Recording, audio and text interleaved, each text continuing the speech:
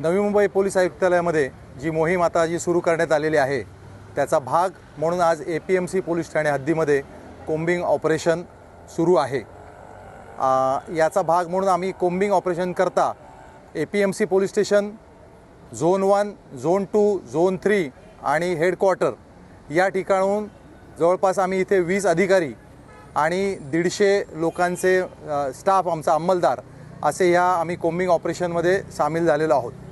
याचा प्रमुख आमचा उद्देश आहे तो म्हणजे बांगलादेशी नागरिक त्यांना शोधून काढणं, अंमली पदार्थांविरोधी ठोस कारवाया करणं, त्याचप्रमाणे पाहिजे फरार आरोपी जे असतील आमचे त्यांना शोधणं, संशयित जागा, संशयित इसम, संशयित वाहनं ही चेक करणं, त्याचप्रमाणे जे अवैध धंदे आहेत त्यांच्यावरती कारवाई करणं, असं हे प्रमुख आणि अजून काही अशी प्रमुख उद्देश या कोम्बिंग ऑपरेशनचे आहेत। आणि आत्तासुद्धा कोम्बिंग ऑपरेशन वेगवेगळ्या भागात आम्ही करण्यात आलं।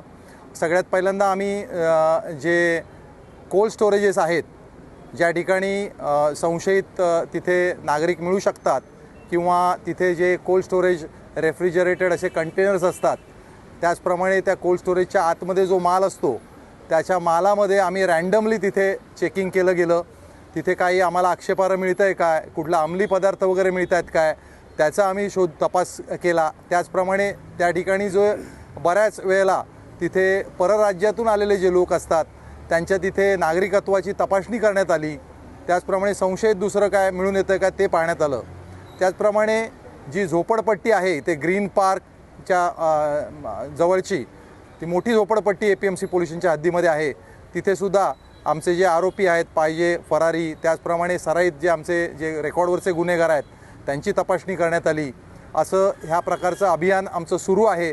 या अभियानाच्या दरम्यानी आत्तापर्यंत आम्ही एका ठिकाणी एक नायजेरियन नागरिक त्याला अटक करण्यात आली। त्याच्याकडून म्हणजे त्याचं किंग फिडेलेस असं त्याचं नाव आहे आणि त्याच्याकडून 10 ग्रॅम कोकेन ज्याची आंतरराष्ट्रीय बाजारामध्ये सुमारे 2.5 लाख अशी किंमत आहे ते आम्ही जप्त करण्यात आलेलं आहे।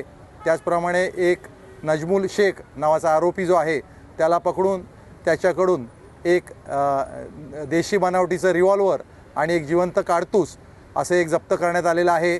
त्याचप्रमाणे या मोहिमेमध्ये आज कोपरी या ठिकाणाहून 3 ज्या संशयित महिला आहेत त्या ताब्यात घेतल्या। त्याच्यापैकी 2 देशी असल्याचे पुरावे आम्हाला प्राप्त झालेले आहेत। एक महिला जी आहे तिचा आत्तापर्यंत अजूनसुद्धा तपासणी सुरू आहे।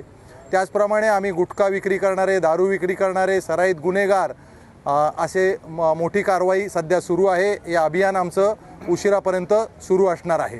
खरं तर कोम्बिंग ऑपरेशन जेव्हा आपण करतो तेव्हा सर्वसामान्य नागरिक भयभीत होते, त्यांना काय आव्हान करा?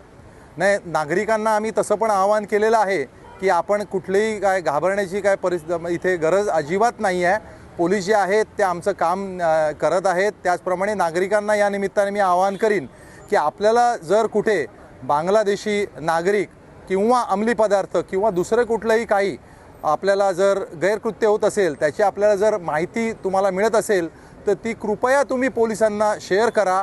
तुमची नावं गुप्त ठेवण्यात येतील त्याबद्दल आपण निश्चिंत असावं।